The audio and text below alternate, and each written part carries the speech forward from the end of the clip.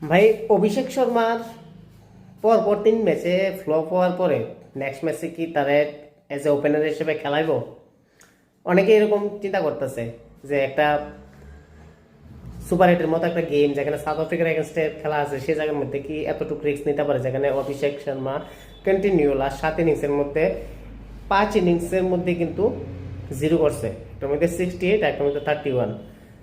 এই হচ্ছে অভিষেক শর্মার অবস্থা, যে ওয়ার্ল্ডের নাম্বার 1 টি-20 ব্যাটার এবং স্ট্রাইক রেট যেখানে অলমোস্ট 200-র কাছাকাছি, সেই ব্যাটসম্যান কিন্তু 0 পর 0 করে এসে আউট হইতেছে এবং হ্যাট্রিক অফ ডাক কইতে পারি ওয়ার্ল্ড কাপ ইভেন্টের মধ্যে, যেটা খুব রেয়ারলি আমরা দেখতে পাই।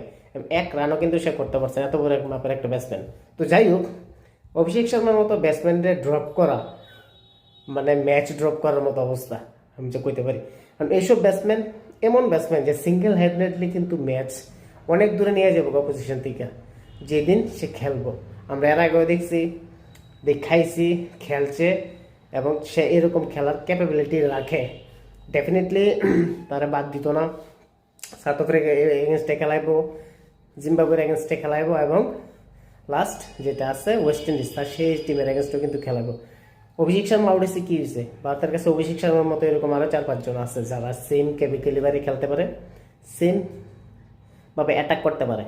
ঈশান কিষান হোক, সূর্য কুমার যাদব হোক, তিলক বর্মা হোক বা হার্দিক পান্ডিয়া হোক, প্রত্যেকের কিন্তু সেরকম ক্যাপাবিলিটি আছে। আমরা লাস্ট ম্যাচে দেখলাম শিবম দুবে যে আউটস্ট্যান্ডিং একটা ইনিংস খেলছে নেদারল্যান্ডের এগেনস্টে, 66, তাও 31 বলে, এখন 6টা 6 মারছে।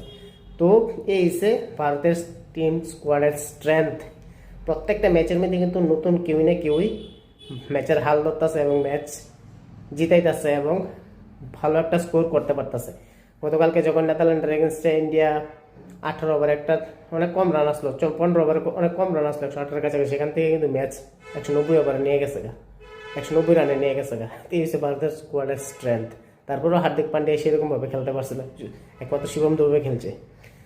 তো no doubt Abhishek Sharma definitely south আফ্রিকার এগেনস্টে খেলবো এবং পারফরমেন্সও করবে এবং যে তার খুব কাঙ্ক্ষিত 1 রান বা একটা রান ওয়ার্ল্ড কাপ মধ্যে একটা রান, এটা কিন্তু সে উইক ম্যাচই পাইব। আইদার এটা 4 হোক বা 6 হোক বা সিঙ্গেল হোক বা ডাবল হোক, ডেফিনেটলি রান পাইব এবং সে আগের ছন্দে কিন্তু খেলতে পারবো। আর অভিষেক শর্মা যদি সেই ফর্ম নিয়ে খেলে, ডেফিনেটলি কইতে পারবো অভিষেক শর্মা ঈশান কিষান যে ফর্মে আছে বর্তমানে, ঈশান কিষান আগুন লাগাই দেবো এক কথা, কোনো অপোজিশন পাত্তা পাইতো না ইন্ডিয়ার সামনে।